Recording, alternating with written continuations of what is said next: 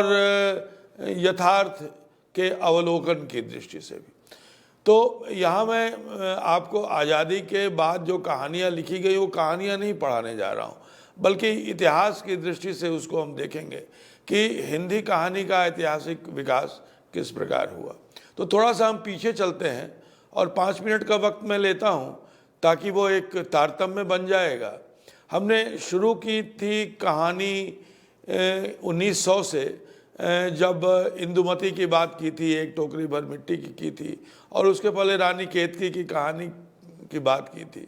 तो आपने उस दौर की कहानियों की चर्चा करते हुए मैंने ये बताया था कि उस दौर की कहानियों में जो भारतीय कहानी है, वो भारतीय कहानी की जो परंपरा है, उस भारतीय कहानी का जो आख्यान है, वो आख्यान परक कहानियाँ उस दौर में लिखी गई। लेकिन इसके बावजूद जो उस समय का समकालीन यथार्थ था, यानी हम परतंत्र थे, हम गुलाम थे, तो वो सारी कहानियों में कहीं ना कहीं ये आवाज़ मिलती है हमें। कुछ कहानियाँ बिल्कुल मनोरंजन प्रधान भी हुई, लेकिन अधिकांश कहानियों में राष्ट्र की आवाज़ हमें सुनाई देती है।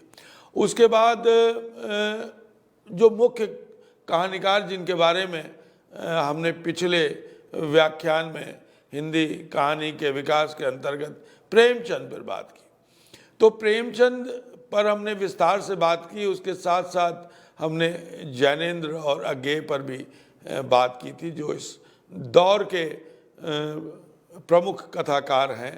तो प्रेमचंद ने हिंदी कहानी को एक बहुत ऊंचाई दी, और उनकी कहानियों में जो प्रवृत्ति दिखाई देती है, उनकी कहानियाँ भी आख्यान परक हैं, उनकी कहानियों में भी आख्यायिकाओं के गुण हैं, लेकिन उनकी कहानी में जो यथार्थ सामने आया, जो सच सामने आया, और जो समस्याएं सामने आई, वो बहुत व्यापक थी।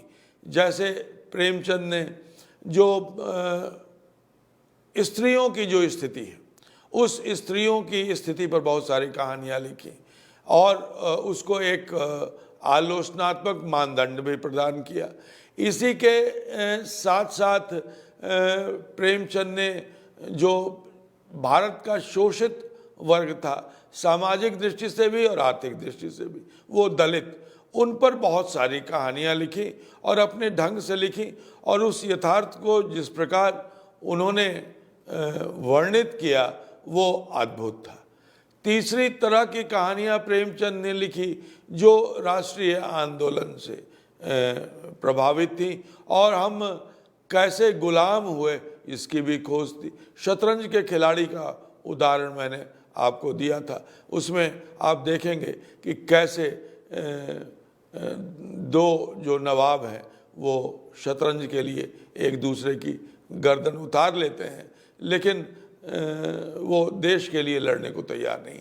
तो ये जो जिनको देश की रक्षा करनी थी, जब उनका ऐसा चरित्र हो जाता है तो देश गुलाम होता है। इसी तरह से बहुत सारी ऐसी कहानियाँ जो गांधी जी के सिद्धांतों पर आधारित थी, शराब के विरोध में सत्याग्रह आंदोलन, पिकेटिंग, और किसी किसी कहानी में तो सीधे सीधे समर यात्रा का जिक्र। तो प्रेमचंद ने एक बड़ा कैनवास दिया हिंदी कहानी को, और शिल्प की दृष्टि से भी। और इसके अलावा जो ग्रामीण भारत था, वो ग्रामीण भारत को जिस तरह से हमारा औपनिवेशिक शासन प्रस्तुत कर रहा था, उसकी आलोचना की प्रेमचंद ने अपनी कहानियों में, और बताया कि हमारी संस्कृति क्या है और हमारे किसान कैसे सोचते हैं, और उनकी गरीबी का कारण क्या है, उनका अज्ञान, उनकी अशिक्षा, और उससे वो उबर नहीं पा रहे हैं और लगातार उनका शोषण हो रहा है। और इसके अलावा किसानों के भीतर उठने वाली जो विद्रोह की आकांक्षा है, कफन में उन्होंने इसको दिखाया है, पूस की रात में इसमें दिखाया है, ठाकुर का कुआं में भी एक विद्रोह की भावना दिखाई देती है, मंदिर में दिखाई देती है, घास वाली बहुत सारी कहानियां हैं जिसमें ग्रामीण व्यवस्था के साथ साथ जो किसानों के मन में, दलितों के मन में और मजदूरों और शोषितों के मन में जो एक विद्रोह का भाव जो उपज रहा था उसे अंकित किया है। इसके बाद दो प्रमुख कथाकार हमारे सामने आते हैं आज़ादी से पहले, वो अज्ञे और उपेंद्र नाथ अश्क, और इन लोगों ने और अलग अलग ढंग की कहानियाँ लिखी। अज्ञे ने विभाजन पर भी कहानियाँ लिखी और अज्ञे बाद में भी, आज़ादी के बाद भी लिखते रहे, अश्क भी आज़ादी के बाद लिखते रहे। जैनेंद्र इस दौर के प्रमुख कथाकार हैं। जैनेंद्र ने कहानियों को सामाजिक स्तर से उठाकर मनोवैज्ञानिक स्तर की ओर ले गए और व्यक्ति के मनोविज्ञान को उन्होंने अपनी कहानी का विषय बनाया। लेकिन एक बहुत महत्वपूर्ण कहानी उन्होंने लिखी गाय पर, जैसे प्रेमचंद ने गोदान लिखी, एक गौ करके उनकी एक कहानी है। उसमें जो एक किसान का गाय से प्रेम है उसको उन्होंने दिखाया है। तो प्रेमचंद से काफ़ी प्रभावित थे जैनेंद्र, लेकिन धीरे धीरे उनके प्रभाव से बाहर निकले और उसमें उन्होंने मनोविज्ञान की तलाश की। खेल एक कहानी है जैनेंद्र की जिसमें दो बच्चों को केंद्र में रखकर उन्होंने कहानी लिखी। तो कहानी के कई रास्ते खुल गए आज़ादी तक आते आते। और सुदर्शन लिख रहे थे, विश्वनाथ शर्मा कौशिक लिख रहे थे, राजा राधिका रमण प्रसाद सिंह लिख रहे थे। ये लोग अपने अपने ढंग की कहानियाँ लिख रहे थे और आम तौर पर इन सभी पर गांधी जी का प्रभाव था, सत्याग्रह का, अहिंसा का, हृदय परिवर्तन का, जिसमें मनुष्य को दोषी नहीं ठहराया जाता था बल्कि ठहराया जाता था उसके कर्म को, और ये माना जाता था कि मनुष्य के हृदय का परिवर्तन हो सकता है। प्रेमचंद में भी ये बात बार बार दिखाई देती है। तो यहाँ तक हम लोगों ने चर्चा कर ली थी कि किस प्रकार हिंदी कहानी अपने पूरी व्यापकता में आज़ादी से पहले उसको जो यथार्थ चित्रण का अवसर मिला उसे पूरे रूप में यथार्थ का चित्रण किया। अब आज़ादी के बाद हम आते हैं। अब भारत आज़ाद हुआ, लेकिन एक बहुत बड़ी त्रासदी से भारत को गुजरना पड़ा। और भारत को हम सब लोग जानते हैं कि जब हमें आज़ादी मिली तो बहुत ही दुखद स्थिति ये रही कि भारत का विभाजन हो गया। अच्छा, भारत का विभाजन हो गया ये तो दुख की बात थी, लेकिन उसके बाद जो एक हिंसा हुई, एक सांप्रदायिक तनाव हुआ और ख़ास तौर पर हिंदू और मुसलमानों के बीच जो मार काट मची, वो उसने पूरी मानवता को हिला दिया। उसने पूरे बहुत लोगों को तोड़ दिया, घर परिवार छूट गए लोगों के, कई लोग तो मारे गए और जो बच गए वो भी बिल्कुल मृत प्राय ही थे, जो पाकिस्तान से भारत आ रहे थे या भारत से पाकिस्तान जा रहे थे। क्रिया हुई, प्रतिक्रिया हुई और इस पर बहुत सारी कहानियाँ इस दौर में लिखी गई। एक उर्दू के कथाकार हैं मंटो, उन्होंने भी इस पर बहुत सारी कहानियाँ लिखी। तो इस दौर में बहुत सारी कहानियाँ लिखी गई, जैसे भीष्म साहनी ने लिखा अमृतसर आ गया है। तो इसके अलावा भी बहुत देर तक आज़ादी और सांप्रदायिक तनाव पर कहानियाँ लिखी जाती रहीं, अभी भी लिखी जाती हैं। लेकिन उस दौर में जो कहानियाँ लिखी गई उसमें एक विषय ये भी महत्वपूर्ण था। तो आज हम जिस दौर की बात करेंगे 1947 से लेकर और 1960 तक की बात करेंगे, और अगर वक्त मिला तो 1960 के बाद की भी कहानियों का हम जिक्र करेंगे, नहीं तो अगले व्याख्यान में 1960 के बाद की कहानी, क्योंकि 1960 के जो पहले की कहानी है उसको हम जिस नाम से जानते हैं वो है नई कहानी। अब नई कहानी उसको कहा गया, क्यों कहा गया नई कहानी? जो एक कहानी पत्रिका का भैरव प्रसाद गुप्त ने संपादन किया और उसके बाद उसमें कई कहानियाँ निकली, तो उसको कहा गया कि ये नई कहानियाँ, और आलोचकों ने भी उस पर काम किया, नामवर जी ने इस पर काम किया और इसको कहा कि ये नई कहानी है। और नामवर जी ने तो परिंदे को नई कहानी कहा और कहा कि हिंदी की पहली ये नई कहानी है। तो इस तरह से जो नई कहानी सामने आई वो मुख्य रूप से शहरी मध्य वर्ग की कहानी के रूप में उसको सामने रखा गया। और ये भी कहा गया कि इस दौर में जो कहानियाँ लिखी गईं उस कहानियों में घुटन है, उन कहानियों में संतरास है, उस कहानियों में गांव से शहर आए हुए लोगों को विस्थापना है। ये भी कहा गया कि इसमें उजड़े हुए और उखड़े लोगों की कथा है और एकल परिवार की कथा है जिसमें केवल स्त्री और पुरुष हैं, पति और पत्नी हैं, और उनके बीच का जो संबंध है वो संबंध किस प्रकार का रूखा संबंध विकसित हो रहा है पति और पत्नी के बीच में, वो सहज संबंध नहीं रह गया जो सहज संबंध पति और पत्नी के बीच होना चाहिए। तो ये सारे मुद्दे उभर के सामने आए। लेकिन ये कहना कि नई कहानी में केवल शहरी मध्य वर्ग की कथा कही गई, देखिए जिस समय शिव प्रसाद सिंह जैसे कथाकार, मार्कंडे जैसे कथाकार के रहते हुए अगर हम ये कहें कि इस दौर में केवल मध्य वर्ग और शहरी मध्य वर्ग को लेकर कहानियाँ लिखी गई तो उचित नहीं होगा।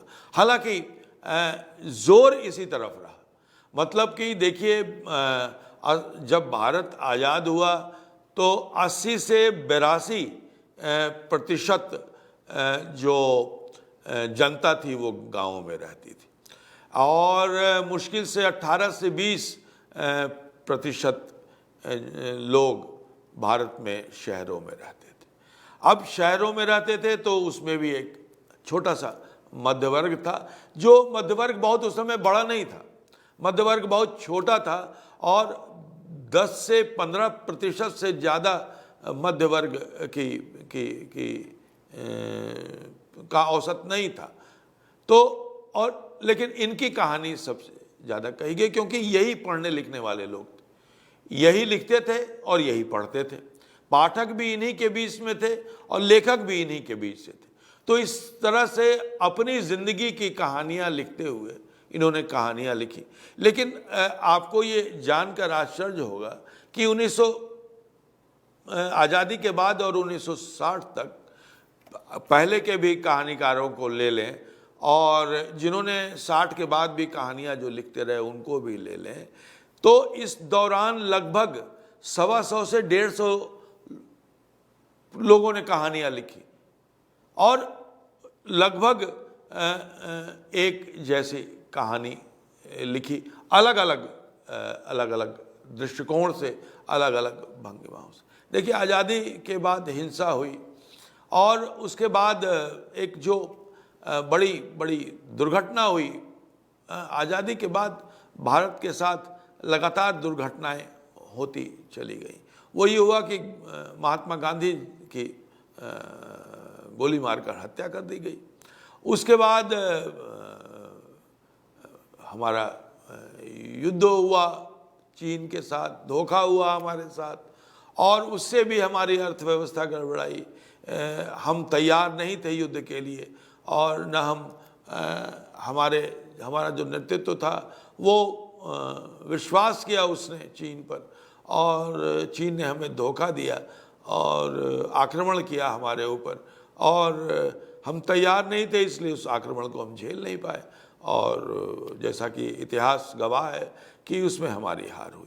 लेकिन ये एक जो हार थी वो हार केवल एक व्यक्ति की हार नहीं थी, वो पूरे देश की हार थी। लेकिन ये 60 के बाद की कहानियों में इसका असर पड़ा जब मोह भंग हुआ। इस समय जो कहानियाँ लिखी जा रही थी उसमें मध्यवर्ग के भीतर एक उम्मीद थी, एक आशा थी कि भारत एक विस्तृत और आगे प्रगतिशील देश बनेगा और जो उद्योग धंधे खोले गए उसमें मजदूर भी आए। तो मजदूर आए तो मजदूरों की भी समस्याएं सामने आई, पूंजीपति आए, पूंजीपतियों की भी तिकड़में सामने आई। तो उन सब की कहानियाँ लिखी गई, लेकिन वैसी कहानियाँ कम इस दौर में लिखी गई। इस दौर में मुख्य रूप से मूल्य निर्माण और मूल्य भंग, यानी जो कुछ भी हमारे मूल्य थे, जो कुछ भी हमारी परंपराएं थीं, उन परंपराओं को एक आलोचनात्मक दृष्टि से देखना शुरू किया हमारे कहानीकारों ने। प्रेमचंद ने भी, अज्ञे ने भी और जैनेन्द्र ने भी, इन तीनों ने परंपरा को आलोचनात्मक दृष्टि से देखा था और ये भी अपनी परंपरा को आलोचनात्मक दृष्टि से देख रहे थे। तो देखने का नजरिया अलग अलग था। नहीं तो हमारे कहानीकार लगातार परंपराओं से, अंधविश्वासों से, रूढ़ियों से टकरा रहे थे और प्रेमचंद ने जो शक्ति हिंदी कहानी को दी थी, उसी के बल पर, उसी परंपरा को आगे बढ़ाते हुए नई कहानीकारों ने भी जो परंपरागत मूल्य थे, रूढ़ियां थीं, स्त्री के संबंध में, गरीब व्यक्तियों के संदर्भ में, दलितों के संदर्भ में जो एक मूल्यगत धारणा थी, उस मूल्यगत धारणा को तोड़ने का काम किया। और ये तोड़ने का काम जिस तरह से हमारी दुलाई वाली कहानी से भी आरंभ होता है, एक टोकरी मिट्टी से होता है, तो वो परंपरा लगातार आगे बढ़ती चली गई।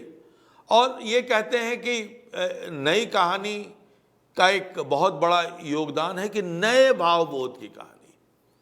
अब ये सवाल ये उठता है कि इस नए भावबोध को समझने की जरूरत है।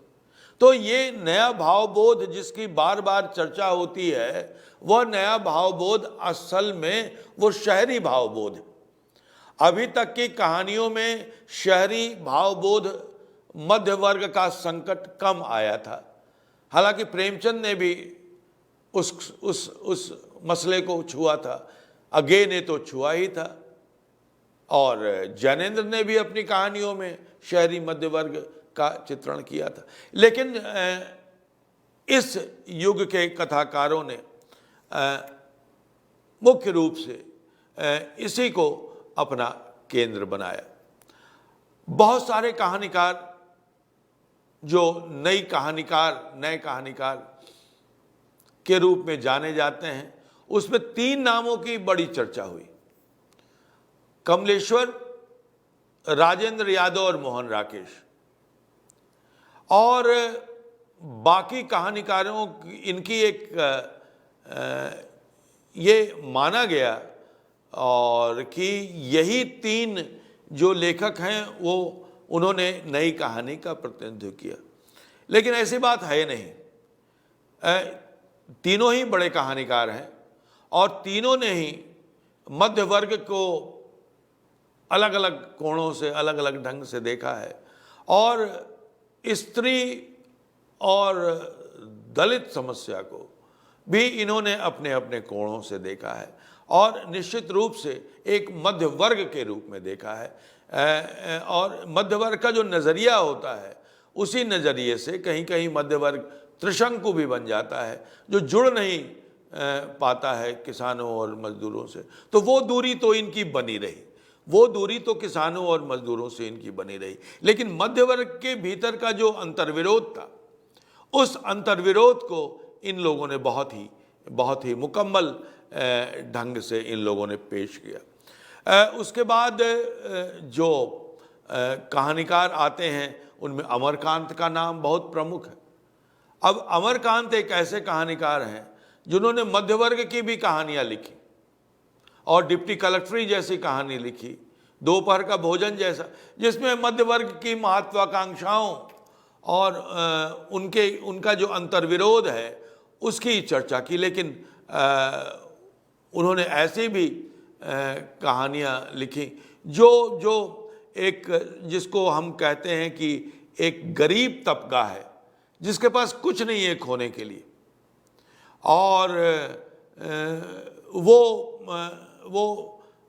सड़क पर चौराहे पर घूमता फिरता है, लेकिन वो ऐसा होता है कि काम करते हैं लेकिन उनके काम का कोई सम्मान नहीं। तो जिंदगी और जोक उन्होंने कहानी लिखी। अब ये इस तीनों कहानियों में मध्य वर्ग के अनेक रूप सामने आते हैं। जो मध्य वर्ग जिस तरह से एक रोज खाने कमाने वाले गरीब व्यक्ति को जिस प्रकार उसका शोषण करता है, एक गरीब व्यक्ति का अलग अलग ढंग से जिस तरह मध्य वर्ग के लोग शोषण करते हैं, कोई उससे खाना बनवाता है, कोई उससे पानी मंगवाता है, कोई उससे दूसरे छोटे काम करवाता है, लेकिन जब घर में कोई चीज चोरी हो जाती है तो उसी व्यक्ति को पीटते हैं, जबकि वो साड़ी मिलती है उनके घर में। तो ये जो मध्यवर्गीय मानसिकता है, और ये मध्यवर्गीय मानसिकता आज भी है। ये जिंदगी और जोक जो कहानी है वो हर एक मध्य वर्ग के व्यक्ति की मानसिकता का पर्दाफाश करता है। जब वो बीमार पड़ता है तो उसकी सेवा शुश्रूषा करने की बात तो दूर, लोग उससे घिन करते हैं। तो और उसके भीतर की जिजीविषा देखिए, एक व्यक्ति की जिजीविषा कि वो मरता ही नहीं है अंत तक। वो अपने मरने की खबर फैला देता है लेकिन मरता नहीं है। तो जो एक मेहनतकश इंसान है, उस मेहनतकश इंसान की जिजीविषा, तुम मारो हम नहीं मरेंगे, इतनी इम्यूनिटी कैसे? तो ये जो मध्य वर्ग और जो कामगार वर्ग है उसके बीच का जो संबंध अमरकांत ने दिखाया है वो गजब है, वो अद्भुत है। भीष्म साहनी ने अपनी कहानियों में, मैं इन मुख्य कहानियों का जिक्र इसलिए कर रहा हूं कि मेरा यह मानना है और अध्ययन के आधार पर मानना है, कोई ये मेरी निजी या व्यक्तिगत राय नहीं है। जब मैं विद्यार्थियों को पढ़ा रहा होता हूं तो मेरी निजी राय का उतना महत्व नहीं है जितना कि मेरे अध्ययन किए हुए का सार मैं आप तक पहुंचा सकूं। तो मेरे अध्ययन का सार ये है कि केवल कमलेश्वर, राजेंद्र यादव और मोहन राकेश ने ही मध्य वर्ग का चित्रण नहीं किया, स्त्री के विभिन्न रूपों का चित्रण नहीं किया, बल्कि इनसे अलग हटकर अलग अंदाज में अमरकांत ने किया, भीष्म साहनी ने किया। भीष्म साहनी ने मध्यम शहरी वर्ग का अपने मां के प्रति क्या रवैया होता है उसको दिखाया चीफ की दावत में।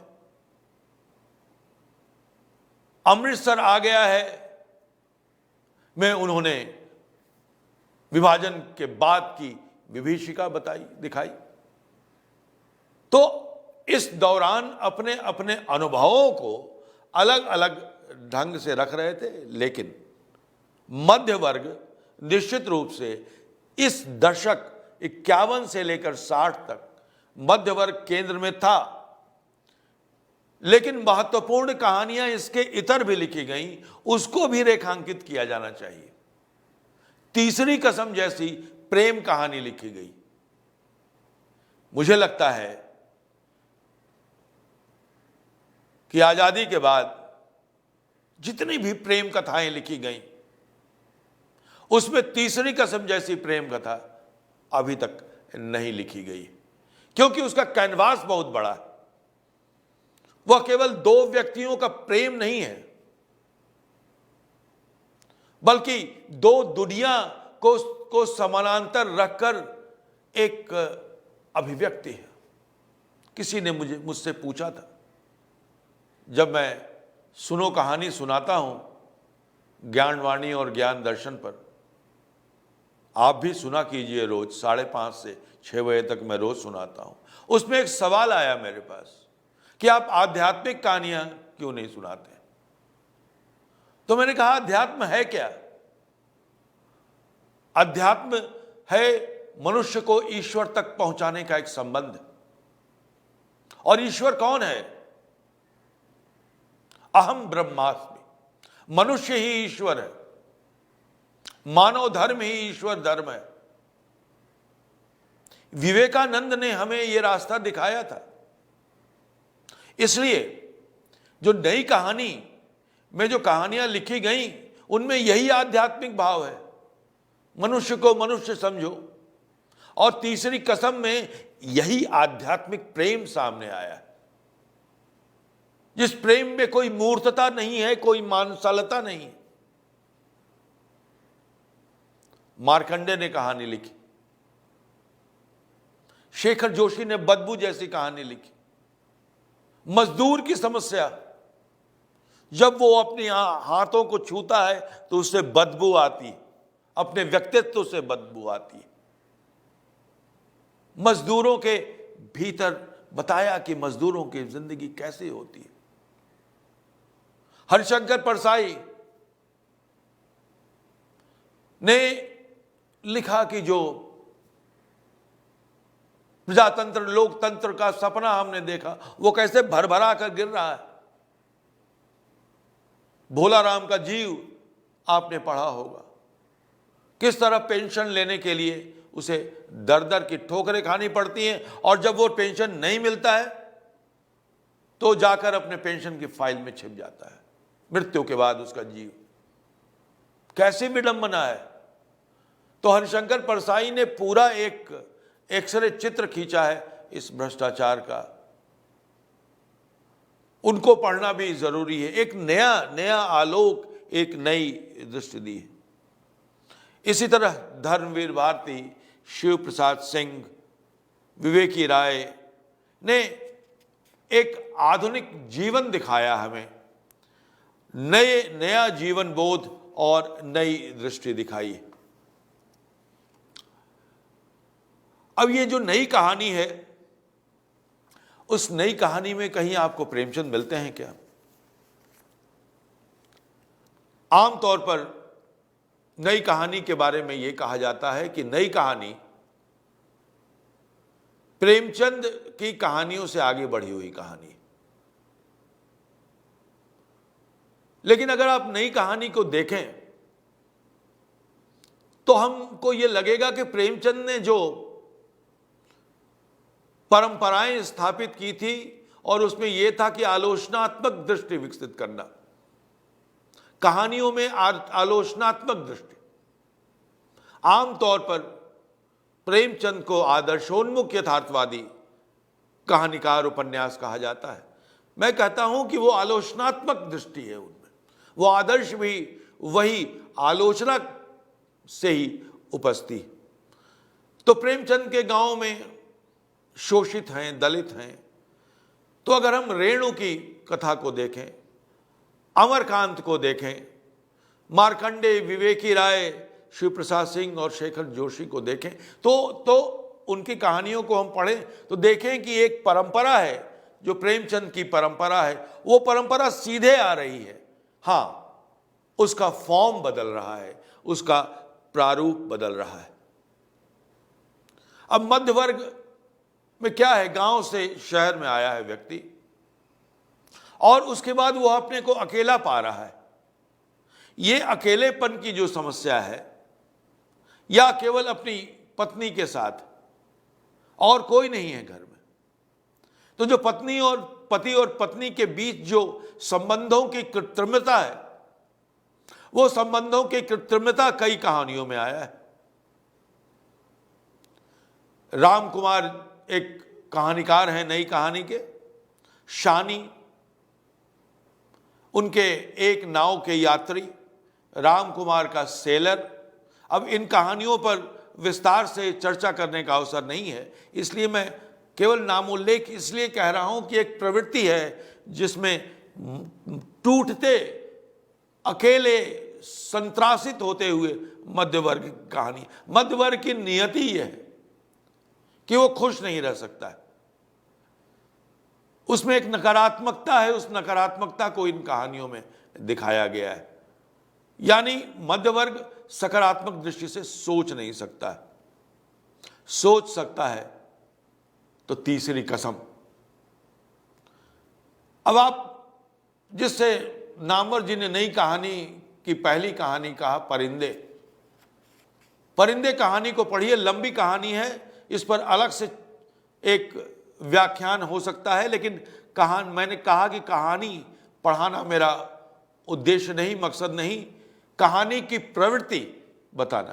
तो परिंदे में जो प्रवृत्ति आई है वह परिंदे एक प्रेम कहानी है।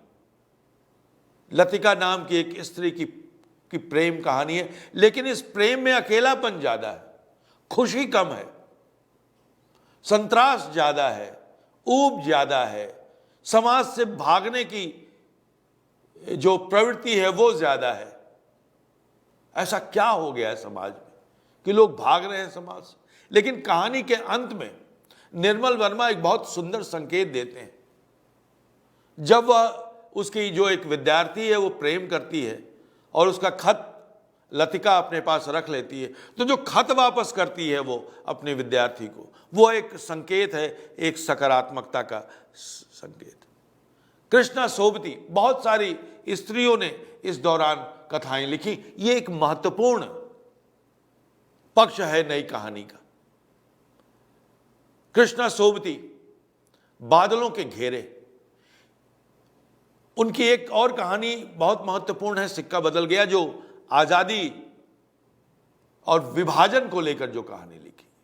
लेकिन जो बादलों के घेरे कहानी है, उसमें जो एक कहानी है वो कहानी एक अकेले प्रेम कहानी है और वो प्रेमिका मर रही है और बिल्कुल अलग ढंग की कहानी है। ऐसा प्रेम जिसमें केवल त्याग ही त्याग है और ऐसा लगता है अंधकार है, पहाड़ है, वही पहाड़ जो पहाड़ हमें लतिका को देखने से प्रतीत होता है। तो जो कहानीकार प्रेम कथाएं भी लिख रहे हैं, उन प्रेम कथाओं में अवसाद ज्यादा है। जो मध्यवर्गीय कहानीकार हैं उनमें अवसाद उनके प्रेम में ज्यादा है, उनके प्रेम में कोई खुशी, कोई मंगल भावना नहीं। मोहन राकेश भी जब कहानियां लिखते हैं, कई कहानियां लिखी उन्होंने, एक और जिंदगी, बहुत कहानियां लिखी, लेकिन कुछ का मैं जिक्र कर रहा हूं। मलबे का मालिक, 5वें माले का फ्लैट, ग्लास टैंक, लेकिन और इसमें सब मध्यवर्गीय कुंठाएं। लेकिन एक कहानी की चर्चा मैं करना चाहूंगा, आर्द्रा कहानी है, कि इसमें एक मां की दुविधा है कि वो किस बेटे के पास रहे, और वो अंत में निर्णय करती है कि वह उस बेटे के पास रहेगी जिसको उसकी ज्यादा जरूरत। तो एक इस तरह की भी कहानियां मोहन राकेश लिख रहे थे।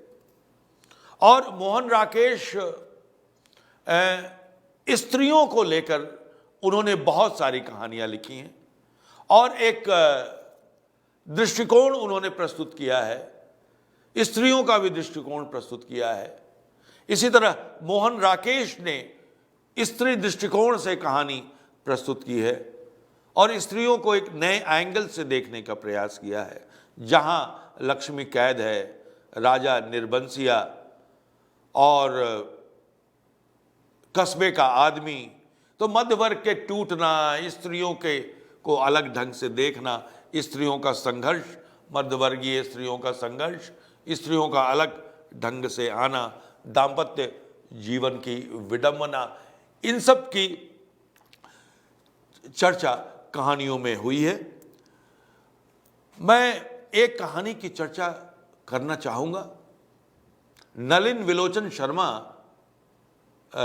इस दौर के एक कहानीकार हैं जो नकेन वाद हम लोग पढ़ते हैं, उसमें एक नरेश केसरी और नलिन है।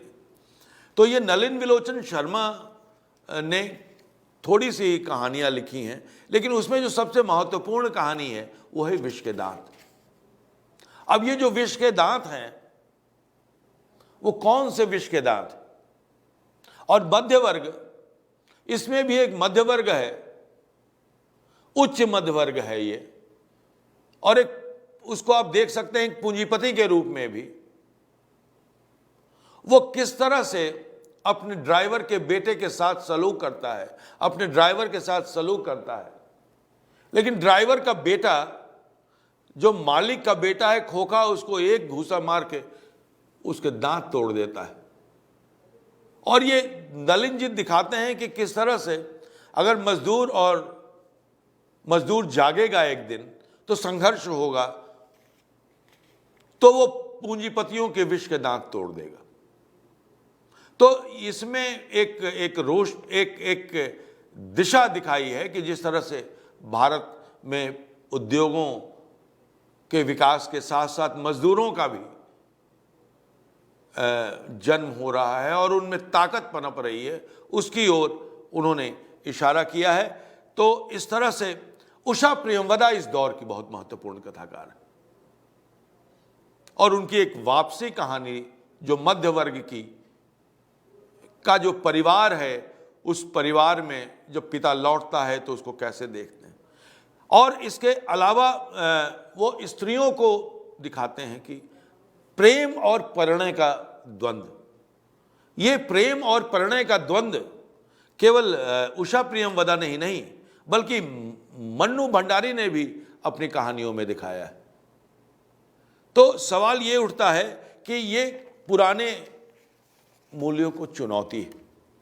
एक कहानी है, एक कहानीकार हैं विवेकी राय, इनकी चर्चा कहानीकार के रूप में बहुत कम की जाती है, लेकिन नई कहानी के दौर में ही इन्होंने कहानियां लिखनी शुरू की।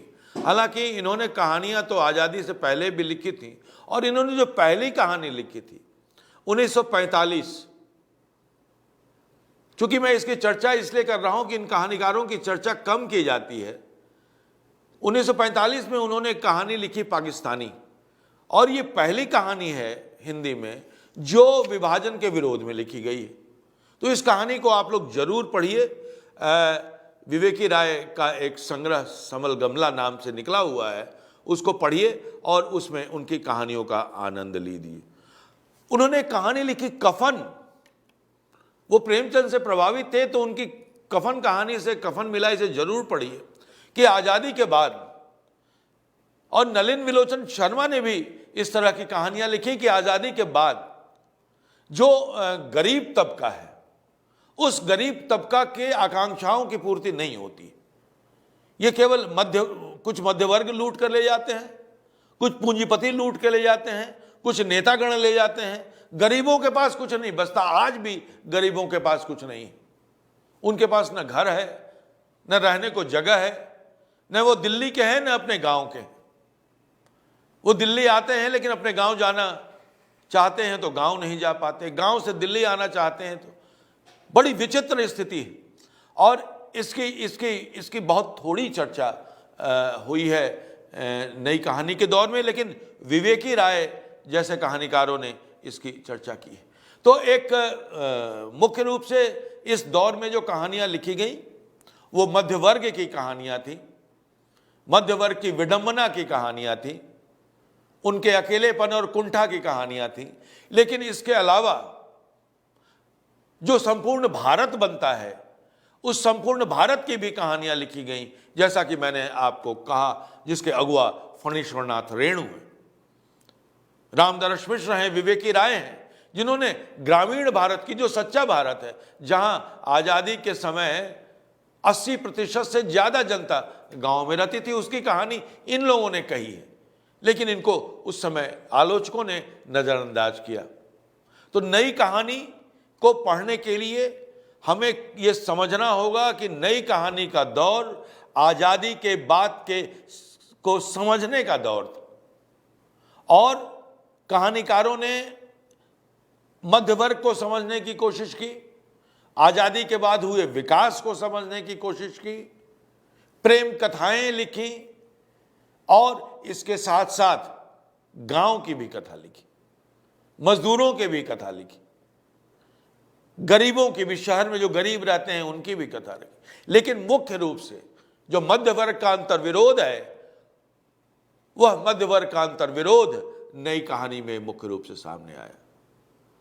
तो विद्यार्थियों, मुझे लगता है कि मैंने जो आपको बताया वो आपको मुकम्मल लगा होगा और आगे भी हिंदी कहानी का विकास का व्याख्यान जारी रहेगा, क्योंकि मैं उसको 2020 तक लाना चाहता हूं और अभी तक हम पहुंचे हैं 2060 तक।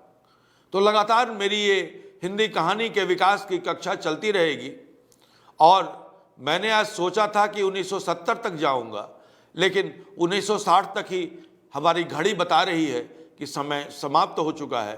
तो मैं आज अभी आपसे विदा लेता हूं, फिर अगली बार जब उपस्थित होऊंगा तो 1960 के बाद की कहानियों पर का जिक्र करूंगा और जहां तक पहुंच पाऊंगा वहां तक विराम लूंगा, फिर आगे की यात्रा शुरू होगी। तो बहुत बहुत धन्यवाद मुझे सुनने के लिए। फिर मिलेंगे अगले व्याख्यान श्रृंखला में। बहुत बहुत धन्यवाद। जय हिंद।